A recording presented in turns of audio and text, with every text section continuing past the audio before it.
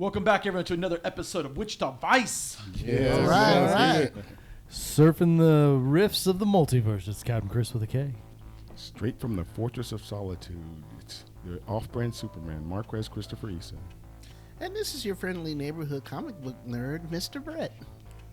Coming in, busting through the wall like the Kool-Aid Man. It's your boy, Big Dog. And this is your rated R comic book razzle dazzle affordable philanthropist, Cape on superstar nerd Carlos. Welcome to Wichita Vice, everybody. We are going to still continue with our DC characters. We're going to introduce Adam Strange.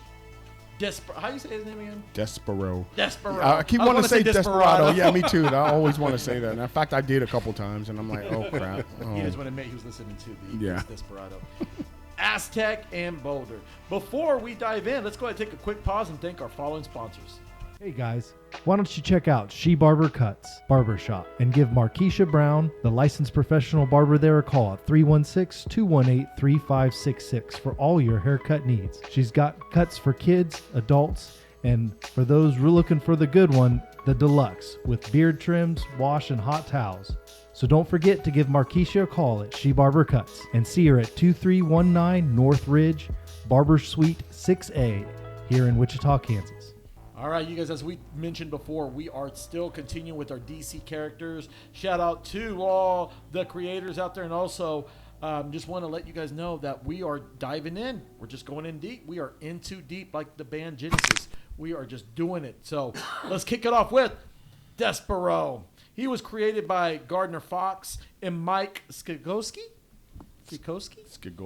Okay, apologize, my friend. He first appeared in Justice League of America, issue 1, October of 1960. Marquez, tell me a little bit about his powers and who is Despero. He's immensely strong, and he has a third eye, which gives him vast telekinetic abilities. He's durable beyond, he has crazy durability. He's functionally immortal, I believe. I love the look of the character because I'm a monster guy at heart. You know, I love the monster types of villains, the ones that you just know. Okay, yeah, that's a villain. You know, it's that type of obvious villainous look. You know, I've always liked the characters. I think it was Todd McFarlane, the creator of Spawn, that touched on this. He said that whenever you create a character, ideally you want to make them visually appealing. You want to make their identity match their character. You know, and Despero truly does. I keep wanting to call him Desperado though, but he's from a planet called Kalinar, and he's stronger than his Kalinar counterparts. You know, it's a bizarre type of mutation that it's rare within his species, but he's bigger, stronger, and faster than most of them are. There's no yellow or red sun. He's just plain bad. You know. Bad as in awesome, you know. Sweet. Well, tell me a little bit more about him, Don. Yeah, my first interaction with the character is when I watched the series Flash through the Arrowverse, and he made his appearance on the episode of Flash, and he demanded that because of some of the actions that the Flash were to commit or someone in the future, that he felt that he deserved to die. He seemed more like a good guy in a sense, you know, in this series. Like patrolling the galaxy. Yeah, boy. Yeah, something like that. And so he had to put him to trials and then had to prove himself. Otherwise, Despero was going to kill him. So he kept having to, prove to him that that he deserves, that he is actually a good guy, and there's nothing he would do that should harm humanity or reality itself. And watching what they tried to do to Despero at first. It's like attacks just didn't affect him whatsoever, and super strong, fast. He can anticipate whatever he was doing with him, and like I said, with the third eye, it's like, he couldn't. Nobody in the Arrowverse could challenge him. Mm-hmm. Yeah, and he's got incredible strength to go with it, and and his usual like arch enemy, I guess, would be Martian Manhunter, right? That's kind of who he's always kind of digging after. But yeah, he goes back a long way and has been a constant and strong villain. I don't know, against many Justice League times He's and on the arc story and the arcs. reserves. Yeah. He's on the league and the reserves. Mm-hmm. Yeah, it's one of those characters that I knew and kind of forgot about But then again, you can ask, how do you forget about someone like a Despero? But I mean, the guy is just larger than life. It kind of reminds you like of the Red Hulk, if he was in a ways in DC universe. Like, Yeah. I mean, he took on, I think, the whole Justice League by himself, Yeah. simultaneously too. It's very strong.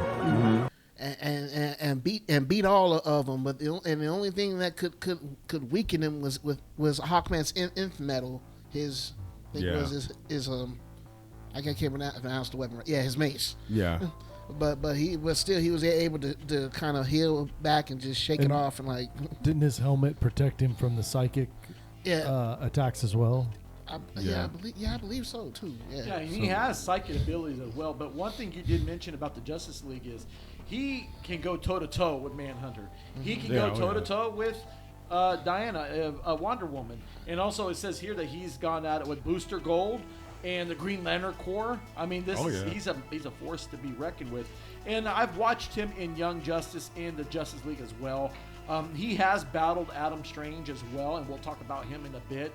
Yeah. But I mean, he is a force to be reckoned with. And I got to tell you, back in 2010, IGN named him the 96th greatest comic book player. 96. Wow. Yeah, so he's made some moves there. So Can't keep him down, man. He's always bouncing back somewhere in the galaxy. Yeah. Sure, Sure find is. somewhere to pop up. sure is. Hopefully they'll give him justice and film someday in the movie or in the regular series. Mm-hmm. Okay, next up, we have a unique hero here. His name is Aztec. He was created by Steve Harris, Mark Miller, and Grant Morrison. He appeared in Aztec, The Ultimate Man, issue 1 back in 1996. Marquez, tell me a little bit about Aztec and his powers. He has a helmet-controlled battle suit, which gives him flight, super strength, speed, and I think his helmet can also cast powerful illusions, and he has access to ancient knowledge of the Aztec people. He's a code breaker. He can read all kinds, decipher many different types of codes. He's one of those characters that he does turn knowledge into power, truly. You know, he's like a gold Iron Man, you know, in my opinion, you know, without the whole playboy persona, billionaire guy thing, you know.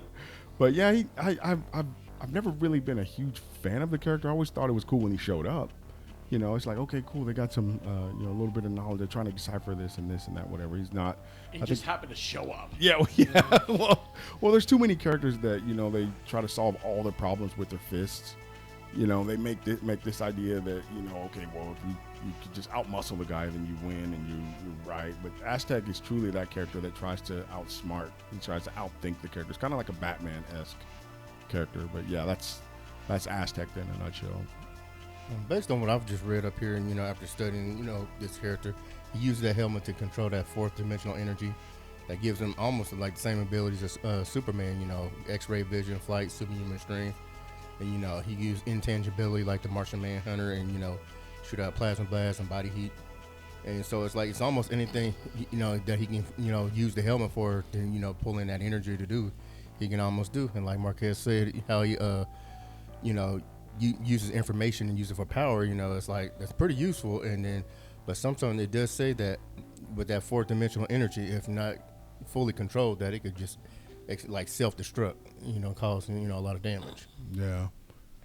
Well, and I think he's kind of cool just with the aspect of that Aztec mythology and like really bringing we get a lot of especially Marvel, you get a lot of European with like Greek mythology or Norse mythology, sorry, not Greek, but Norse with Odin and all those guys. But even in Marvel, you also get some like Egyptian mythology with those guys. So it's kind of, I feel like it was kind of DC's attempt to bring in some other types of mythology, and I feel like Aztec like unveilment and stuff in the mid 90s was really big. Like maybe there had been some big discoveries in the late 80s or so. Yeah. And there was a big mystique about the Aztecs and the jungle and stuff down there. So I feel like he was kind of built out of that. But it's kind of cool. He's built, always fighting I can't say the name of that god to Yeah. Tezcatlipoca. There you go. So, but I think that's. I mean, I think that's pretty cool. Just to have that other, get another mythology base to build from. Yeah. Yeah, I never read much on Aztec, but the little I do know that when they built him in the 90s, because he was one character, the Uno character, which is the origin story, the original origin story. Then they made him from another character, but they didn't. It was one of those superheroes that DC really didn't plan to expand upon. Yeah, and you could tell. You could tell because his father was the original Aztec. Yeah. Yeah, and then he took over, and then they just kind of let it fade. They I don't know how they decide which characters to push and which characters to just. Yeah, like, money. Well, yeah, okay, well, yeah, I'm talking about within the lore. But yeah, true. But right, they put him in Justice on the Justice League Unlimited, but you seen bits and pieces of him. He wasn't like one. No main. Yeah. Did he have speaking role even? I don't even think he said did. a few words, but there was very. Yeah, I agree. We must be minimal. It wasn't like a Booster Gold where he got his own episode or Red Tornado or whatever. He was just. Didn't he's Vigilante here. get his own episode? I feel like Who? maybe not.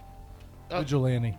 I don't know. He was did. featured prominently in a couple, but I don't know if I would classify that as his own Yeah, I episode. guess featured. Yeah, so basically cameo, then disappear, then cameo another episode, then he disappeared. Yeah. It's just his character himself. He's just not a forefront character. I mean, I wouldn't say he would be along the likes like a Moon Knight or someone like that could carry on the show. But it's interesting. They'd have to good lore. significantly expand his power range and that abilities and I reach. think, like with most great characters, all of them have had some sort of tragedy befall them that made them decide to be a hero. Superman, his planet exploded. Batman saw his parents murdered. Spawn died and went to hell. That's the worst possible thing that could happen. Yeah. Spider-Man saw his Uncle Ben died. I don't think there's any real tragedy driving Aztec as far as like that. As far as like something to kind of put him on the heroic path other than his father. The only tragedy I could think of, he looks like he got laid off from a chicken joint with that helmet he has on. Well, that would make me mad. I wouldn't want to be a hero after that. Well, no one wants to sit by him with that helmet on. Like, man, you poking me. Yeah, but other than Move that, off. Like I say, I think they would have to change the character to that degree. I'm not saying all characters need some sort of tragedy to draw from, or trim down the helmet. Yeah. They might use Nova or something. Basically, modernize them. Right. Yeah, make them. Yeah. That's what we are. Yeah. Okay. All right. Well, let's go ahead and take a quick pause and thank our following sponsors. With spring here and all the storms on their way, you need to make sure you have the proper home, auto, and all your properties insured. We here at Razor Cut Information just can't get enough of our favorite insurance man, Ernie Ruelas. Please visit Ernie and his State Farm agency at 11330 East Central Avenue, Suite 400, Wichita, Kansas, 316-682-2300. Thank you so much, Ernie. Next up, we have a very minimal character. And like I said, we're helping all DC characters come up to the forefront. And this guy is Bounder. Bounder was created by Tony Bedard and Andy Clark. He appeared in Rebels, Rebels, Volume 2, Issue 3, back in June of 2009. So, Marquez, what did we know about Bounder, the limited information we have on him? Well, his ability, he can make his suit enlarge and he can bound you. Hence the name. That's pretty scary. Bounder. I feel like we have to say it that way. Bounder. Yeah, it's Bounder, right? It's not. Can you imagine Bounder. the Legion of Doom saying, "Hey, we need some villains. Go call Bounder." He's not doing Bounder. anything. He's a relatively new character. I think we'll have to see. I mean, just so little on the character, but. Where would you see? Okay, let me ask you. I'm gonna ask Brett. Brett, for this kind of character, who would you put him, line him up with on an episode? Shoot. Like with the inflatable suit, Yeah, good If you say Arrow, I'm shutting you off right now. I wasn't thinking about Arrow, but now that you said, now I'm playing. Yeah. With the inflatable suit, you couldn't put him with Aquaman because he, like I said, inflatable suit, he float. Just Yeah. charge. I would say someone a little Founder. bit. I would say more like maybe like Booster Gold, like we just talked about. Yeah. Maybe Booster Gold or nobody that has powers per se. Yeah. Just above street level. Yeah. Yeah. Just Batman? slightly above. No, Not quite. Batman, no. Plastic Man would be perfect with Oh, Bounder. yeah. I think. Just Oh, like yeah, That would yeah, be yeah, good. true, play true. the fact that they be- would play off each other and kind of Bounder stretching. Who would kinda who thing. would you pick, Don? Yeah, see, because that's a character I just don't. I've Don't never mesh- heard from. You don't really. He doesn't really Bounder. sound like he meshes with anything. Well, because he File for unemployment, buddy. He's- That's the best thing you can no, do. File for he's unemployment. bounded with obscurity. So that's who I would put him with, Carlos. Obscurity? Yeah. That's this. We could bind him with obscurity because Imagine you know, he gets an invite at the Legion of Doom again. He shows up to the swamps, and they're like, "Hey, I just made it." Just goes. Lex Luthor tells him, go there. go sit in the sit over corner. there." We're not doing you right Manta now. just gives him Black Manta gives him the look like, dude, go somewhere. Yeah. All right, well that wraps it. But hey, we gave you some justice, my friend. That we gave you some justice. Now, Okay. if you do some research, have fun, and like watch the shows. I don't know if you're in the comic book or not. All right, the main event is here. We have Adam Strange. Adam Strange was created by Murphy Anderson, Gardner Fox, Julia Schwartz, and Mike Sikowski. Yeah. He first appeared in Showcase issue 17 back in November 1958. Marquez, tell me about Adam Strange. Oh, he's a brilliant tactician, expert flyer. He has a rocket suit, atomizer pistol, I believe is what it's called. I like this character because he's a classic hero look and feel about him. You know what I mean? I was thinking about this just earlier this morning. A good, cool guy to play him in a movie, if they ever featured him, would be Zac Efron. He would look so cool. I agree. could see I him in agree. the helmet. Word. If they ever cast him, he would be perfect for that, I think. Or a minimal, I'd throw it out there, Ryan Gosling. Yeah, Ryan Gosling would be good too. Yeah, but I think he could do the whole heroic thing better, you know, the classic hero. But no, he's just a spacefaring do-gooder guy. You know what I mean? I really like the way that he does inspire hope. You know, you look at him and, like I said, we were talking about the visual of a character, what they represent based on that visual. He's just that one that, okay, you know he's a good guy. You know, there's no denying he's a good guy. You know, and that's what I like about the character, that type of obvious in-your-face heroism. You know, there's no ambiguity about what he's there to do. You know, he's there to save the day.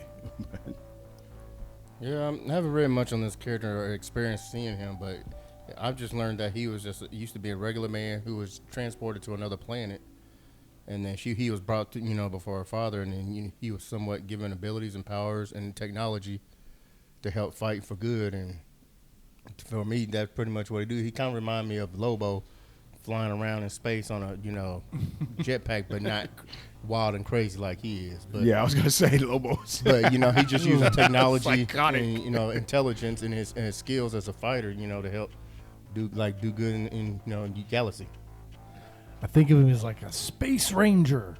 or a space ghost. Well, and you think about coast to coast. when he came out, you're looking about the time that we're starting to enter that space race time, and sci-fi is really prominent but unknown, and you have that weird look about him, very, I don't know, aerodynamic.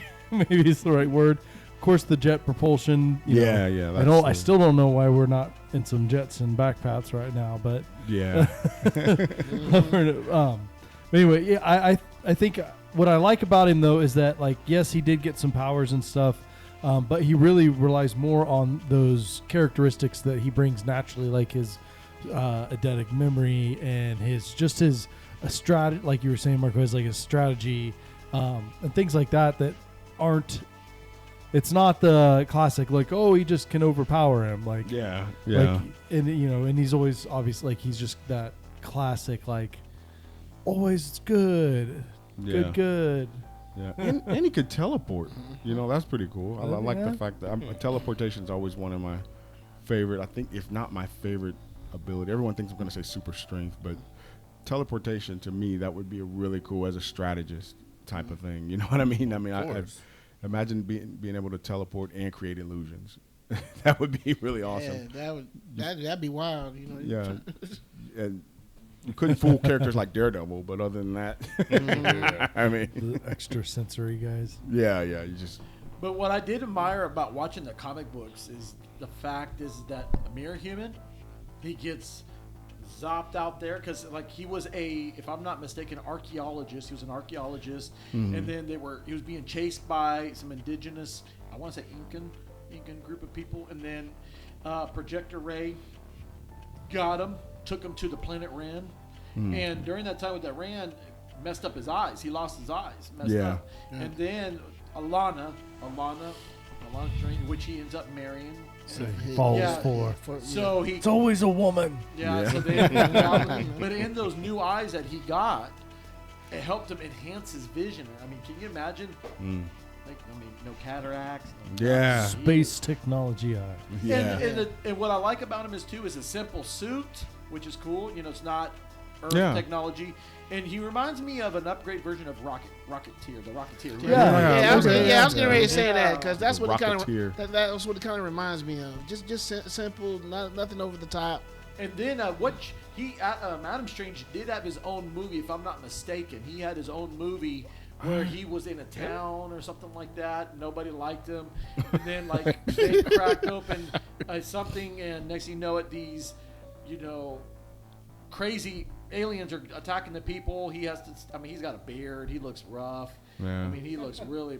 Yeah. And then he goes on the back. He's got the gun and he's shooting. And then there's I gotta another look that up. episode. There's another episode where he's fighting Despero, and I mean, him and Despero are going out. And He's going toe to Are toe. you talking about Yeah, Krypton? yeah. Or Well, then there was a show on Krypton as well where it's a prequel. He's Yeah. trying to explain to that guy like, hey, I mean Marquez, he's the super. Yeah. You see the show? Yeah, oh, tell absolutely. him about it. Tell him. Yeah, he's there to try to explain to them pretty much. It's the one Carlos where it's been a while, but he's trying to tell them the planet is going to explode, and it's basically the hierarchy of Krypton is changing, and he's trying to explain to them that, hey, this planet is doomed, And nobody wants to hear that. They're not gonna be like, okay, well, we'll take you at your word. I was like, oh, shut up. Yeah, yeah. We're too smart for that. But he's just like you say, he's a simple character that's trying to do the right thing, and I do like the fact that they didn't go overboard with his design. I mean, and he doesn't have really a dark history for his character. I mean, well, his eyesight, losing his. but he gets it better. Yeah, he gets way, a better. way better. Yeah, well, you can see electrical, magnetic fields. And Yeah, all he that. has thermal vision, subatomic vision, Yeah, something like electromagnetic vision, all kinds of. Depending on the storyline, Can you imagine whatever when- vision fits the Can you imagine him serenading to other women? Look into my eyes. X-ray. Yeah. I see Yeah. you. Has any other? Does he have even? I don't know. This may not even be a thing, but I've never heard of it. Temporal vision. You can see into the future. Oh, Is that a thing? I don't know. Yeah. know. Okay. Like That'd be shortly. cool. No, we'll have to dive in more. But like I said, he is out in comic books also. He's been on some TV series. Yeah. So he's just an interesting character. All right, let's go ahead and take a quick pause and thank our fond sponsors. Hey guys, have you ever seen those little towns in Kansas and wondered, what's there? Let me tell you about a hidden gem in Salina, Sky Trampoline. It is the perfect place for both family outings and spending the day with friends. They have large open trampoline jump court, a ninja course, a setup to test or develop your parkour skills, and that's not even close to everything. Additional fun can be had in their foam pit, dodgeball area, a laser maze, and even an arcade. They also have specialty events with black light lit trampolines and a DJ. Sky Trampoline is located at 1820 South 9th Street in Salina, Kansas, and is open every day until at least 9 most days and sometimes even later. Give Sarah a call at 785-491-1118. All right, you guys. Well, that wraps up the DC characters, and we would like to hear from you guys. Tell us who you want us to do next. We know already projects going forward in Supergirl. We will introduce Supergirl when Yeah. Supergirl comes out, and Lobo. Yeah. We're also Spider-Man. Now, in Spider-Man, we've done it, so tune into that on our old shows there. We've done Spider-Man as well. We've done the Punisher. So we'll introduce some new characters that are there, so definitely tune into that. And I know we still got time away a little bit more, but we will do some giveaways on that. And other than that, stay tuned. We're still on Sports Fellas. We are going to talk about the Sweet 16 going forward and seeing if our home state of Kansas is going to keep pursuing. Yeah. I doubt it, but I mean, there might be hope. Who knows? But other than that, any shout-outs, Chris, before we go? Just shout out to the crew and everyone out there listening. Thanks, guys. Same. I love you guys. All right, shout out to cast and crew, all our local comic book stores, everyone who loves reading comics, and as always, hi, Mom and Dad. Always a shout out to the audience out there and the crew here working here. Just, hey, I'll do better next time. No, it's all good. Hey, I thank you guys as always. Thank you, my friends. You guys are my friends, of course. Yeah, we'll talk about your paycheck later. Anyways, thank you for the people behind the scenes, as always. Thank you, Eric. Thank you, Pal. Thank you, Doppy Designs and the gang. Also, I want a special shout out to homeboy Christian. I want to give a special shout out to these guys because they're one in the many that inspire me to keep doing what I'm doing. So, Christian, Sierra, Justin, my boy TIE Fighter out there. You guys, when we talk about comic books, it's just awesome. And that's what inspires me to keep going. Like I said, I'm just keep going, pursuing, finding characters that are not getting the exposure. And that's what we're doing. So, Bounder was the first one going and many more to go. And I encourage everybody, like what Brett said, go visit your local comic book stores, your Barnes and Noble, library, and just have fun. I mean, like I said, these are characters that are interesting and they have history. So until then, we'll see you. We're out.